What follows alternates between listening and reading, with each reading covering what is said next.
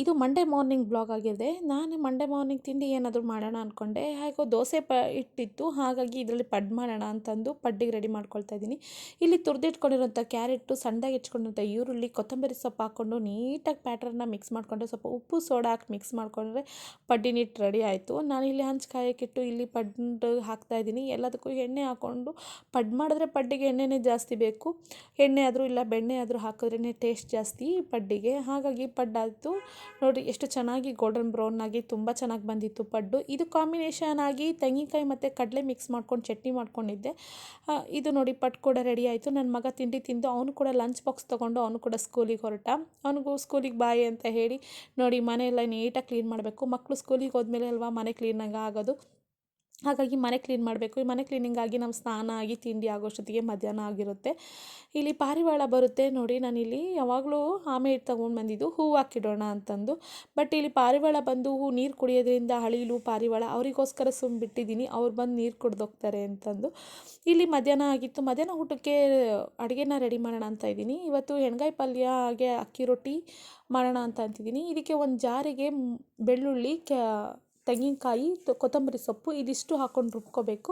ಇಲ್ಲಿ ಹೆಚ್ಚಿಟ್ಕೊಂಡಿರೋ ಟೊಮೊಟೊ, ಸಣ್ಣ ಈರುಳ್ಳಿ, ಕೊತ್ತಂಬರಿ ಸೊಪ್ಪು ಹಾಗೆ ಸಾಲ್ಟು, ಅರಿಶಿನ ಪುಡಿ, ನಮಗೆ ಖಾರಕ್ಕೆ ಎಷ್ಟು ಬೇಕೋ ಅಷ್ಟು ಅಚ್ಚ ಖಾರದ ಪುಡಿ, ಧನಿಯಾ ಪುಡಿ, ಹಾಗೆ ರುಬ್ಬಿರುವಂಥ ತೆಂಗಿನಕಾಯಿ ಮಸಾಲೆನ ಸೇರಿಸ್ಕೊಳ್ತಾ ಇದ್ದೀನಿ. ಈ ಮಸಾಲೆಗೆ 2 ಸ್ಪೂನಷ್ಟು ಎಣ್ಣೆನ ಹಾಕ್ಕೊಳ್ತಾ ಇದ್ದೀನಿ. ಎಣ್ಣೆನ ಹಾಕ್ಕೊಂಡು ನೀಟಾಗಿ ಮಿಕ್ಸ್ ಮಾಡ್ಕೊಳ್ತಾ ಇದ್ದೀನಿ.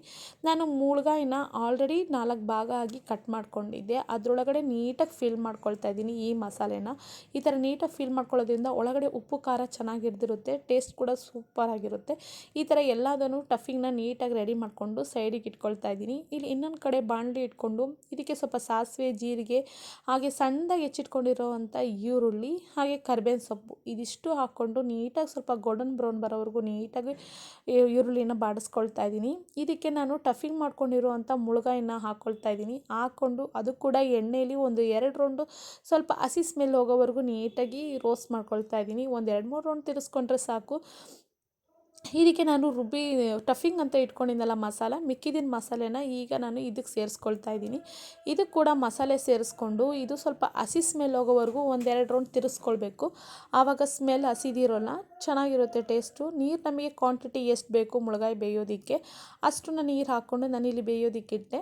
ಇನ್ನೊಂದು ಕಡೆ ಅಕ್ಕಿ ರೊಟ್ಟಿಗೆ ಪ್ರಿಪೇರ್ ಮಾಡ್ತಾಯಿದ್ದೀನಿ. ಅಕ್ಕಿ ರೊಟ್ಟಿಗೆ ನಾನಿಲ್ಲಿ ತರಕಾರಿ ತುಂಬ ಇತ್ತು ಒಂದು ಕ್ಯಾರೆಟು, ಸೀಮೆ ಬದನೆಕಾಯಿ, ಗೆಡ್ಡೆಕೋಸು, ಹಾಗೆ ಸಣ್ಣದಾಗಿ ಈರುಳ್ಳಿ ಹೆಚ್ಚಿಟ್ಕೊಂಡಿದ್ದೀನಿ. ಇದನ್ನೆಲ್ಲ ಹಾಕ್ಕೊಂಡು ನೀಟಾಗಿ ಮಿಕ್ಸ್ ಮಾಡ್ಕೊಳ್ತಾ ಇದ್ದೀನಿ.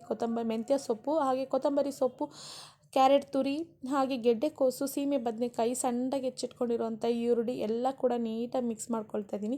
ಮನೇಲಿ ನುಗ್ಗೆ ಸೊಪ್ಪಿತ್ತು, ಅದು ನುಗ್ಗೆ ಸೊಪ್ಪು ಕೂಡ ಹಾಕ್ಕೊಂಡಿದ್ದೆ. ತುಂಬ ಚೆನ್ನಾಗಾಗಿತ್ತು ರೊಟ್ಟಿ. ನುಗ್ಗೆ ಸೊಪ್ಪು ಹಾಕ್ಕೊಂಡು ನಾನಿಲ್ಲಿ ಈ ಬೌಲಲ್ಲಿ 2 ಬೌಲಷ್ಟು ಅಕ್ಕಿ ಇಟ್ಟು ಇದರಲ್ಲಿ ಅರ್ಧ ಬೌಲಷ್ಟು ನಾನು ಚಿರೋಟಿ ರವೆನ ತೊಗೊಂಡಿದ್ದೀನಿ, ಅಂದರೆ ಸಣ್ಣ ರವೆನ ತೊಗೊಂಡಿದ್ದೀನಿ. ಈಗ ನಾನು ಜೀರಿಗೆ ಹಾಗೆ ಉಪ್ಪನ್ನ ಸೇರಿಸ್ಕೊಂಡಿದ್ದೀನಿ. ತರಕಾರಿಯಲ್ಲಿ ನೀರಿನ ಅಂಶ ಜಾಸ್ತಿ ಇರೋದ್ರಿಂದ ನಾನು ಹಿಟ್ಟು ಅದಕ್ಕೆ ಎಷ್ಟು ಬೇಕೋ ಅಷ್ಟನ್ನು ನೀಟಾಗಿ ಕಲಿಸ್ಕೊಂಡು ಆಮೇಲೆ ನಾವು ನೀರು ಹಾಕ್ಕೊಂಡು ಒಂದು ಅದಕ್ಕೆ ಕಲಸಿಟ್ಕೋಬೇಕು. ಇಲ್ಲಿ ಚಿರೋಟಿ ರವೆ ಹಾಕಿರೋದ್ರಿಂದ ಒಂದು 5 ನಿಮಿಷ ನೆಂದರೆ ತುಂಬ ಚೆನ್ನಾಗಾಗುತ್ತೆ, ರೊಟ್ಟಿ ಸಾಫ್ಟಾಗಿ ಬರುತ್ತೆ. ಇದನ್ನು 5 ನಿಮಿಷ ನೆನೆಯೋದಕ್ಕೆ ಬಿಟ್ಟೆ. ಇಲ್ಲಿ ರೊಟ್ಟಿ ಆಗೋಷ್ಟೊತ್ತಿಗೆ ಇಲ್ಲಿ ಎಣ್ಗಾಯಿ ಪಲ್ಯ ಕೂಡ ಆಗಿತ್ತು ನೋಡಿ, ಎಷ್ಟು ಚೆನ್ನಾಗಿತ್ತು. ಈ ರೀತಿ ಒಂದ್ಸತಿ ನೀವು ಎಣ್ಗಾಯಿ ಪಲ್ಯ ಮಾಡಿ ತುಂಬ ಚೆನ್ನಾಗಿರುತ್ತೆ. ಹಾಗೆ ಮೂಲಂಗಿ ಪಚಡಿ ಮಾಡೋಣ, ಮೂಲಂಗಿ ಇದೆಯಲ್ಲ ಅಂತಂದು ಮೂಲಂಗಿ ಎಲ್ಲ ತುರ್ಕೊಂಡೆ. ಇದಕ್ಕೆ ತುರ್ಕೊಂಡಿರೋ ಮೂಲಂಗಿ, ಮೆಂತ್ಯ ಸೊಪ್ಪು, ಹಾಗೆ ಹಸಿ ತೆಂಗಿನ ತುರಿನ ಹಾಕ್ಕೋಬೇಕು, ಟೇಸ್ಟ್ ಚೆನ್ನಾಗಿರುತ್ತೆ. ಇಲ್ಲಿ ಸಣ್ಣದಾಗಿ ಹೆಚ್ಚಿಟ್ಕೊಂಡಿರೋಂಥ ಈರುಳ್ಳಿ, ಹಾಗೆ ಕೊತ್ತಂಬರಿ ಸೊಪ್ಪು ಇದಿಷ್ಟು ಮಿಕ್ಸ್ ಮಾಡ್ಕೊಳ್ತಾ ಇದ್ದೀನಿ. ಈ ಥರ ಒಂದ್ಸತಿ ನೀವು ಪಚಡಿ ಮಾಡಿ, ನಿಮಗೆ ರೊಟ್ಟಿಗಂತೂ ಭಾಳ ಇಷ್ಟ ಆಗುತ್ತೆ. ಇದಕ್ಕೆ ಲೈಟಾಗಿ ಒಂಚೂರು ಒಗ್ಗರಣೆ ಕೊಟ್ಕೊಳ್ತಾ ಇದ್ದೀನಿ. ಒಂದು ಚಿಕ್ಕದು ಬಾಣಲೆ ಇಟ್ಕೊಂಡು ಇದಕ್ಕೆ ಸ್ವಲ್ಪ ಎಣ್ಣೆ ಹಾಕ್ಕೊಂಡು ಸಾಸಿವೆ, ಜೀರಿಗೆ, ಹಾಗೆ ಕರಿಬೇವಿನ ಸೊಪ್ಪು ಇದನ್ನಿಷ್ಟು ಹಾಕ್ಕೊಂಡು ನಾನು ಇದನ್ನು ಪಚಡಿಗೆ ಮಿಕ್ಸ್ ಮಾಡ್ಕೊಳ್ತಾ ಇದ್ದೀನಿ. ಇದಕ್ಕೆ ಸ್ವಲ್ಪ ಸಾಲ್ಟ್ ಹಾಕ್ಕೊಂಡು ಈ ಒಗ್ಗರಣೆನ ಮಿಕ್ಸ್ ಮಾಡ್ಕೊಂಡು ಒಂದು 2-3 ರೌಂಡ್ ತಿರ್ಸ್ಕೊಂಡ್ರೆ ಪಚಡಿ ರೆಡಿ. ಪಚಡಿ ಅಂತಾರೆ ಅನ್ಬೋದು, ಮೂಲಂಗಿ ಸಲಾಡ್ ಅಂತಾರೆ ಅನ್ಬೋದು, ನಿಜವಾಗ್ಲೂ ಕಾಂಬಿನೇಷನ್ ಚೆನ್ನಾಗಿರುತ್ತೆ. ಇಲ್ಲಿ ನಾನು ರೊಟ್ಟಿ ಮಾಡೋಣ ಪಚಡಿ ಆದಮೇಲೆ ಅಂತ ರೊಟ್ಟಿಗೆ ಇದು ಮಾಡ್ತೀನಿ. ಇದು ರೊಟ್ಟಿ ಶೀಟು ಭಾಳ ಚೆನ್ನಾಗಿದೆ ರೊಟ್ಟಿ ಮಾಡೋದಕ್ಕೆಲ್ಲ, ಹಾಗಾಗಿ ತೋರಿಸ್ದೆ ಒಂದ್ಸತಿ. ಇದಕ್ಕೆ ಶೀಟಿಗೆ 1-2 ಸ್ಪೂನಷ್ಟು ಎಣ್ಣೆ ಹಾಕ್ಕೊಂಡು ಹಿಟ್ಟನ್ನು ತೊಗೊಂಡು ನೀಟಾಗಿ ತಟ್ಕೋಬೇಕು. ಎಲ್ಲೂ ತೆಳ್ಳಗಾದರೂ ತಟ್ಕೊಬೋದು, ಇಲ್ಲ ದಪ್ಪಾದ್ರೂ ತಟ್ಕೊಬೋದು, ನಮಗೆ ಯಾವ ರೀತಿ ಬೇಕೋ ಹಾಗೆ. ನಾನು ಆಲ್ಮೋಸ್ಟ್ ಎಲ್ಲ ತೆಳ್ಳಗೆ ತಟ್ಕೊಂಡಿದ್ದೀನಿ. ಇಲ್ಲಿ ಹಂಚು ಕೂಡ ಕಾದಿದೆ. ತವಾಗೆ 1-2 ಸ್ಪೂನ್ ಎಣ್ಣೆ ಹಾಕ್ಕೊಂಡು ರೊಟ್ಟಿನ ಹಾಕ್ಕೊಳ್ತಾ ಇದ್ದೀನಿ. ನೋಡಿ, ತೆಗೆದ್ರೆ ಎಲ್ಲೂ ಕಿತ್ತಿಲ್ಲ, ಹರಿದಿಲ್ಲ, ತುಂಬ ಚೆನ್ನಾಗಿ ಬಂದಿತ್ತು ರೊಟ್ಟಿ ಮಾತ್ರ.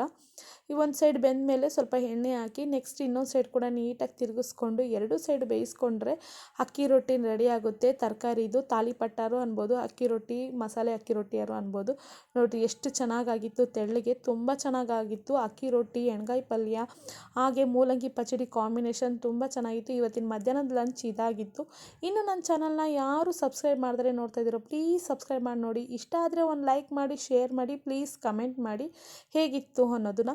ಈ ಮೊಸರು ಜೊತೆ ಸರ್ವ್ ಮಾಡಿದ್ರೆ ಮೂಲಂಗಿ ಪಚಡಿ, ಎಣ್ಗಾಯಿ ಪಲ್ಯ ಹಾಗೆ ಅಕ್ಕಿ ರೊಟ್ಟಿ ಸೂಪರ್ ಕಾಂಬಿನೇಷನ್. ಸಿ ಯು ಅದ ನೆಕ್ಸ್ಟ್ ಬ್ಲಾಗಲ್ಲಿ ಸಿಗ್ತೀನಿ. ಬಾಯ್.